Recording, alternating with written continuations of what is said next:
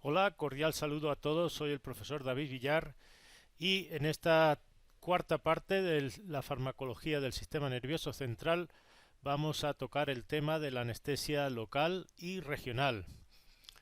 Para empezar, la anestesia local y regional tiene muchas ventajas y las principales es que nos va a permitir hacer procedimientos arriesgados donde quizás pues no se pueda usar anestésicos generales como le ocurre a los bovinos o animales que estén muy deprimidos y que no aguantarían bien una anestesia general.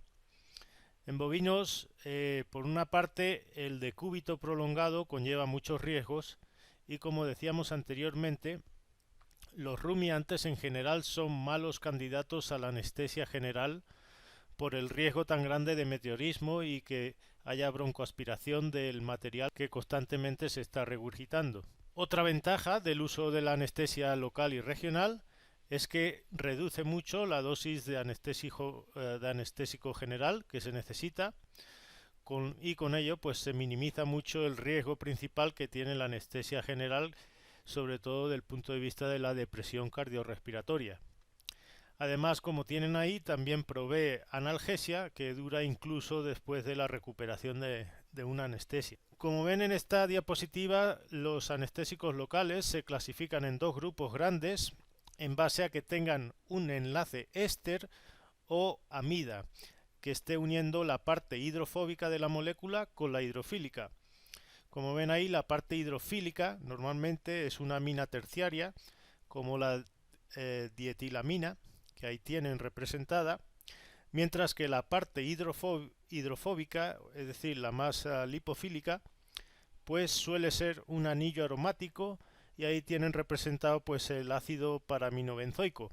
A modo de anécdota, para que sepan si se pertenece a un grupo u otro, si ven que existe una I latina antes de la terminación caína, normalmente se trata de una amida. Si hablamos del mecanismo de acción, pues consiste en bloquear la conducción nerviosa al impedir la entrada de sodio a través de los canales de sodio voltaje dependiente. Ahí tienen una representación esquemática de un canal de sodio voltaje dependiente y como ven, la forma neutra del fármaco es la que penetra desde fuera a través de la membrana hacia el interior y una vez dentro es la forma ionizada del fármaco la que, es decir, la que está cargada con el protón, la que se introduce en medio del canal y lo bloquea. Si hablamos de cuáles son los factores que afectan a la rapidez, a la intensidad y a la duración del bloqueo, tenemos que empezar hablando sobre el pK de la sustancia. Cuanto más bajo es, significa que hay más fracción de moléculas en la forma no ionizada, es decir, la neutra, y esa es la que va a atravesar rápidamente las membranas y normalmente pues implica que la acción ocurra más rápido. Por otra parte, vean que está también el pH del medio. Cuando existe una acidosis, que normalmente ocurre cuando hay una infección y si vemos por ejemplo presencia de pus en los tejidos, pues entonces la fracción de moléculas ionizadas, es decir, la cargada positivamente, es mayor y eso implica que penetran peor y eso obviamente pues puede hacer que la calidad de la anestesia local sea peor en los sitios que existe una inflamación o una infección. Como ven, otro factor es la unión a las proteínas plasmáticas que va a prolongar la duración de acción. Por otra parte, el grupo al que pertenecen también afecta la duración de acción. Vean que los que son ésteres se hidrolizan muy rápidamente en el plasma y en el hígado, mientras que los que tienen un enlace amida pues tienen una vida media mucho más larga de varias horas en vez de minutos. Por último tenemos el tipo de fibras. Por lo general, si las fibras son más delgadas se bloquean más fácilmente que las gruesas. Ahí tienen por ejemplo las autonómicas, las beta y la C, las pequeñas no mielinizadas, la fibra C, las pequeñas mielinizadas, todas esas se van a bloquear más fácil que son las más gruesas, como por ejemplo la alfa y la beta.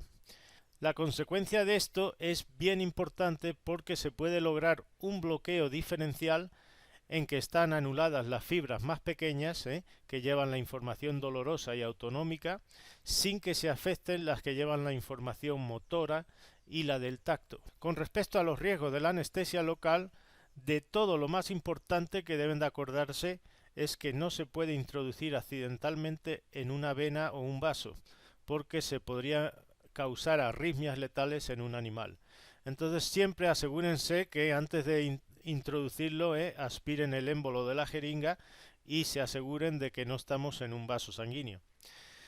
Si se acuerdan, cuando hablamos de los 3 fármacos que uno debería de tener a mano, en casos de emergencia, cuando hacemos una anestesia general, hablábamos de la lidocaína como uno de ellos, y los otros 2 eran la atropina y la epinefrina. Y la razón estriba en que pequeñas dosis de lidocaína sirven para tratar taquiarritmias ventriculares. Esto ya se verá en más detalle cuando se hable en el módulo del corazón, porque se usa como antiarrítmico. Aquí simplemente pues vamos a decir que una concentración plasmática alta de lidocaína pues afecta también a los canales de sodio cardíacos, y pues se reflejaría en un electrocardiograma como un intervalo PR aumentado, o un complejo también QRS aumentado. Para tener una idea de las dosis letales aproximadas, para la lidocaína está alrededor de 8 miligramos por kilo en el perro y 2 miligramos por kilo en el gato, por vía intravenosa, y los signos que observaríamos si está pasando a sangre ese anestésico local serían de una sedación inicialmente, y eso iría seguido de contracciones musculares, convulsiones, coma y muerte. Con respecto a los anestésicos concretos, aquí ya vamos a resaltar quizás lo más característico de los que podemos encontrar en el mercado, y como ven el más corriente de todos en veterinaria, y con diferencia, pues es la lidocaína, que viene, como ahí tienen, en una gran variedad de presentaciones. Está en cremas, soluciones, spray, geles, de forma inyectable con o sin epinefrina, y la duración del efecto es de alrededor de 1 o 2 horas. Obviamente si lleva epinefrina pues la duración va a ser mayor porque se produce una vasoconstricción, llega menos sangre y está presente en el sitio donde la hemos inyectado durante más tiempo. La bupivacaína quizás es el segundo que se usa en mayor medida, y tiene la característica de que es el de mayor duración de todos. Por eso, pues cuando se quiere proveer analgesia posoperatoria, pues normalmente es el que se usa. El siguiente es la mepivacaína, y este es el más usado en caballos porque no causa la irritación y el hinchazón en el sitio de inyección que causan los demás. Y a continuación ahí tienen otros que apenas se usan. Tenemos la prilocaína, como ven produce una metahemoglobinemia, dosis dependiente. Tenemos la proparacaína, este se usa para los ojos, para anestesiar la córnea. Tiene una acción en 1 minuto y dura de 15 a 30 minutos su acción. Y por último pues hay otros 2, la procaína ya prácticamente no se usa porque tiene una acción muy lenta y no se difunde bien en los tejidos, y la cocaína se podría considerar como un excelente anestésico local, si no fuera pues por los efectos aditivos que tiene en personas. Y como tienen ahí, es el único que produce vasoconstricción. Cuando hablamos de anestesia epidural o espinal, nos estamos refiriendo a la inyección del anestésico local alrededor de la médula espinal. Lo normal es hacerlo en el espacio epidural, como ven ahí en esa imagen, sin penetrar las meninges para así evitar pues pinchar la médula. Los que más se usan son la lidocaína y la bupivacaína, como decíamos anteriormente, que se pueden combinar con opiáceos como la morfina o con alfa-adrenérgicos como la silacina, como veremos a continuación, y por lo general la inyección se hace normalmente en regiones caudales del animal, y como ven en esa tabla, para el vacuno la inyección que se suele hacer en la región coccigia nos va a permitir hacer procedimientos como castraciones, prolapsos vaginales y de útero, fetotomías y cesáreas. Según la dosis que apliquemos, diremos que hacemos bien una anestesia caudal baja, en que no se afectan las piernas traseras y el animal pues sigue manteniéndose en pie, y decimos que si es una anestesia caudal alta, ahí afectamos ya los nervios más craneales, que sí se van a bloquear pues la región abdominal de los flancos y aparte también los miembros traseros, con lo que el animal pues se va a tumbar. Les debo recordar que los nervios espinales también llevan la inervación del sistema nervioso autónomo, que es responsable de mantener la presión sanguínea en los vasos esplánicos. Ese bloqueo con anestesia caudal alta pues va a producir hipotensión en la área de las vísceras abdominales, y por eso pues es importante tener al animal con fluidos intravenosos para contrarrestar el efecto hipotensor. ¿De qué cosas va a depender el área que se va a bloquear cuando hacemos una anestesia epidural? Pues obviamente la primera sería del sitio donde hagamos la inyección. No es lo mismo que la hagamos en la región lumbosacra que la hagamos más atrás en las vértebras coxígeas. Por otra parte, la dosis inyectada, porque acuérdense que el fármaco se puede difundir hacia adelante o hacia atrás en el canal espinal. Y también habría que considerar la posición del animal, porque por gravedad pues se van a afectar las zonas sobre la que esté el animal descansando, más que las zonas más elevadas del animal. En realidad, en pequeños animales el que se produzca parálisis motora de los miembros traseros pues no es un problema como lo es en los bovinos. Como ven en esta diapositiva, en perros y gatos el sitio de inyección está en la unión lumbosacra, entre la vértebra L7 y la primera vértebra sacra, la S1.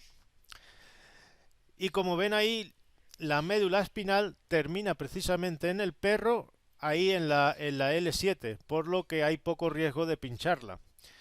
Por contra, en gatos y en bovinos termina más atrás, alrededor de la tercera vértebra sacra.